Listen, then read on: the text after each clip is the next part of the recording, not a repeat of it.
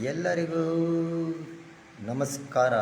ಬೆಂಗಳೂರಲ್ಲಿ ಮಳೆ ಶುರುವಾಗಿದೆ, ವಾತಾವರಣ ತಂಪಾಗಿದೆ. ಇವಾಗ ಅದೇ ಹೇಳಕ್ಕೆ ವಾತಾವರಣ ತಂಪಾಗಿದೆ, ಅದೇ ಹೇಳಕ್ಕೆ ಬಂದಿದ್ದಲ್ಲ. ಈ ಥರ ಯೋಚನೆ ಮಾಡಿ, ನೋಡೋಕ್ಕೆ ಒಂದು ಗಂಡು ಹೆಣ್ಣಿನ ಮಧ್ಯ ಮದುವೆ ಆಗತ್ತೆ. ಆದರೆ ಒಂದು ಗಂಡು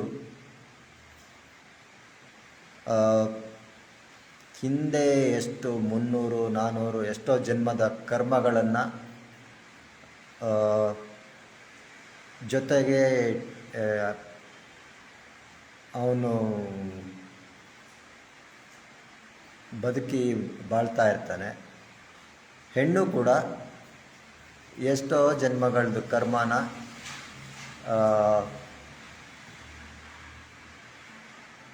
ಏನು ಅವಳು ಹಂಗೆ ಕ್ಯಾರಿ ಮಾಡ್ಕೊಂಡು ಬರ್ತಾ ಇರ್ತಾರೆ.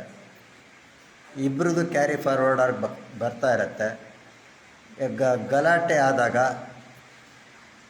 ತಿಳ್ಕೊಳ್ಳಿ, ನಿಮ್ಮದೇ ಯಾವುದೋ ಹಳೆ ಕರ್ಮ ಇವಾಗ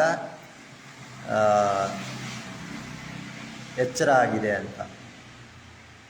ಸೊ ನಿಮ್ಮ ಆವಾಗ ಯಾವ ಥರ ಆ ಪರಿಸ್ಥಿತಿನ ಯಾವ ಥರ ಅವಾಗ ನಿಭಾಯಿಸಿದ್ರೋ, ಇವಾಗ ಅದನ್ನು ಬೇರೆ ಥರ ನಿಭಾಯಿಸಬೇಕು. ಮತ್ತೆ ಅದೇ ಕರ್ಮ ರಿಪೀಟ್ ಆಗಬಾರ್ದು ಅಂದರೆ ಇವು ಗಂಡು ಹೆಣ್ಣು ಇಬ್ಬರಿಗೂ ಅಪ್ಲೈ ಆಗತ್ತೆ. ಸೊ ಹೆಣ್ಮಕ್ಳು ಏನಾರು ಗಲಾಟೆ ಆದಾಗ ನಿಮ್ಮದೇ ಕರ್ಮ ತಿರುಗಿ ಬಂದಿದೆ, ಇದನ್ನು ಬೇರೆ ಥರ ಹೇಗೆ ನಿಭಾಯಿಸೋದು ಅಂತ ನೀವು ಮಾಡಿದ್ದು ಮೊದಲೇನೂ ಪ್ರತಿಕ್ರಿಯೆ ಮಾಡಿರ್ತೀರ,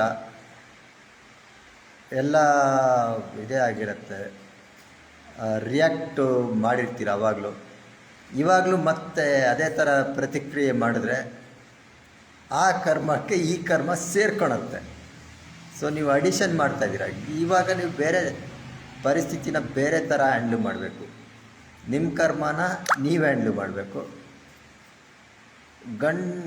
ಹುಡುಗ